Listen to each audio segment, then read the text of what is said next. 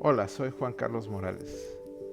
En este video voy a explicar el capítulo 1, Data Visualization, a Primer, del libro The Big Book of Dashboards. La idea de la lectura es que visualizar datos no significa simplemente hacer gráficas luminosas. Significa usar nuestra capacidad visual para encontrar información que sería difícil detectar únicamente viendo números o estadísticas. ¿Por qué visualizamos datos? Visualizamos datos porque nuestros ojos y nuestro cerebro pueden identificar relaciones, patrones y tendencias mucho más rápidamente cuando la información está representada visualmente.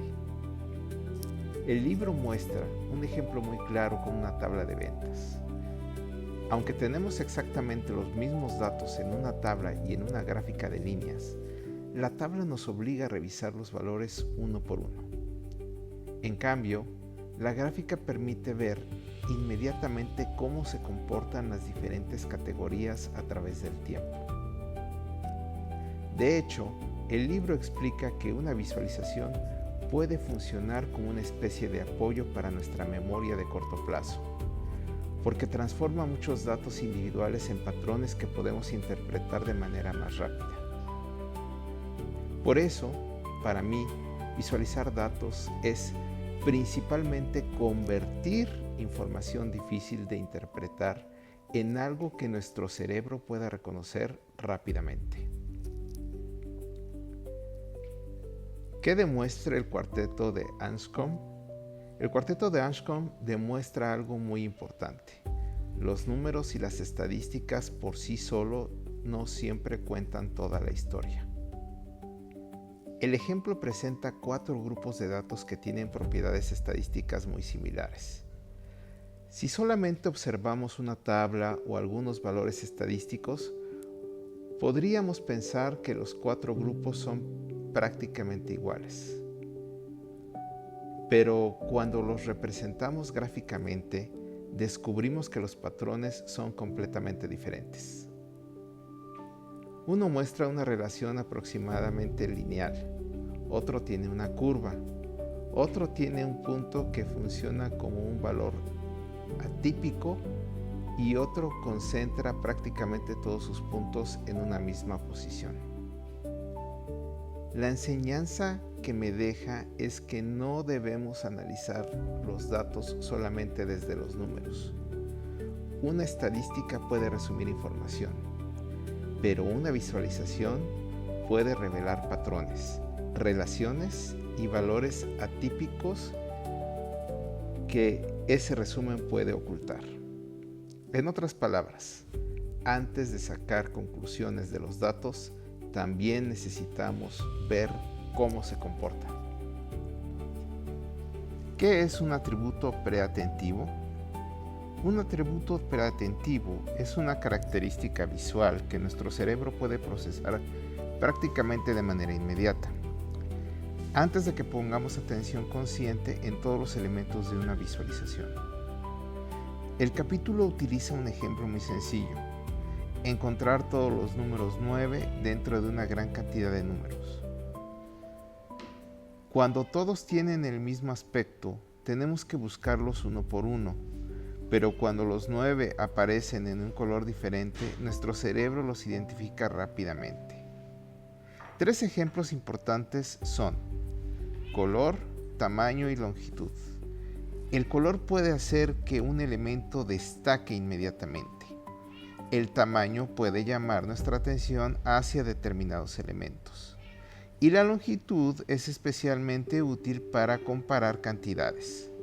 Por ejemplo, en una gráfica de barras podemos identificar rápidamente cuál barra es mayor o menor. El libro incluso muestra que aunque el tamaño es un atributo preatentivo, no siempre permite hacer comparaciones cuantitativas precisas. Por eso, para comparar valores, la longitud de las barras suele ser más efectiva. Tipos de datos. El capítulo distingue 3 tipos principales de datos. Los primeros son los datos categóricos.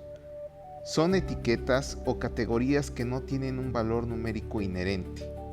Por ejemplo, ciudad, categoría de producto o segmento de cliente. Después tenemos los datos ordinales. También son categorías, pero tienen un orden. Por ejemplo, un nivel de satisfacción como bajo, medio y alto. Sabemos cuál está antes o después, pero la distancia entre las categorías no necesariamente es equivalente. Finalmente están los datos cuantitativos, que son valores numéricos que pueden medirse y agregarse. Un ejemplo propio sería: categórico, el tipo de producto como computadora, teléfono o tablet. Ordinal, el nivel de satisfacción de un cliente, que puede ser bajo, medio o alto. Y cuantitativo, que pueden ser, por ejemplo, las ventas de una tienda de 250,000 pesos. Esta distinción es importante porque el tipo de datos influye directamente en cómo debemos representarlo visualmente. ¿Qué gráfica utilizaría? Imagina que una empresa tiene los siguientes problemas. En el primer caso, la empresa quiere comparar las ventas entre 5 categorías de productos. Yo utilizaría una gráfica de barras, porque las barras utilizan longitud para representar una medida y son especialmente efectivas para comparar categorías. En el segundo caso, la empresa quiere analizar cómo cambiaron las ventas durante los últimos 3 años. En este caso utilizaría una gráfica de líneas, porque permite representar el tiempo en el eje horizontal y observar fácilmente cambios, tendencias y variaciones a través del tiempo. Y en el tercer caso, la empresa quiere estudiar si existe una relación entre el descuento aplicado y la cantidad de productos vendidos. Utilizaría una gráfica de dispersión, porque permite representar 2 variables cuantitativas y observar si existe alguna relación entre ellas. Entonces, la relación de una gráfica no debería depender de cuál se ve más atractiva, sino de qué pregunta queremos responder con los datos. ¿Una gráfica atractiva siempre es una buena visualización? La respuesta es no. Una gráfica puede verse muy moderna, colorida o llamativa, y aún así ser una mala visualización. Uno de los ejemplos que más me llamó la atención del capítulo es la comparación entre círculos y barras. Los círculos pueden llamar mucho la atención y son fáciles de detectar visualmente, pero nuestro cerebro no es tan preciso para comparar sus áreas. En cambio, cuando los mismos datos se representan mediante barras, podemos comparar las longitudes con mucho mayor precisión.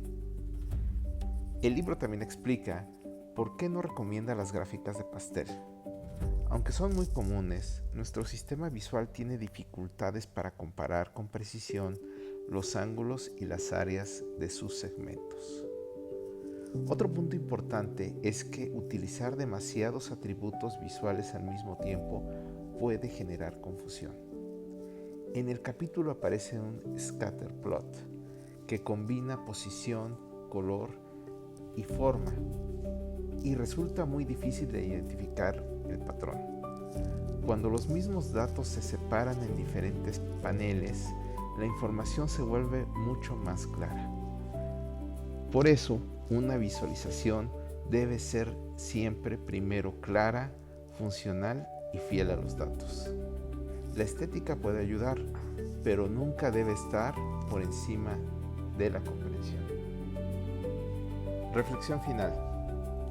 Después de la lectura, entiendo que una buena visualización de datos debe ser clara, funcional y diseñada pensando en la pregunta que queremos responder. También debe utilizar correctamente los atributos visuales y elegir una gráfica adecuada para el tipo de datos y para el análisis que queremos realizar. Y algo que considero especialmente importante es que no existe una gráfica perfecta para todas las situaciones. El capítulo explica que cada decisión de visualización implica un compromiso. Una gráfica puede facilitar una comparación, mientras que otra puede facilitar la identificación de una tendencia.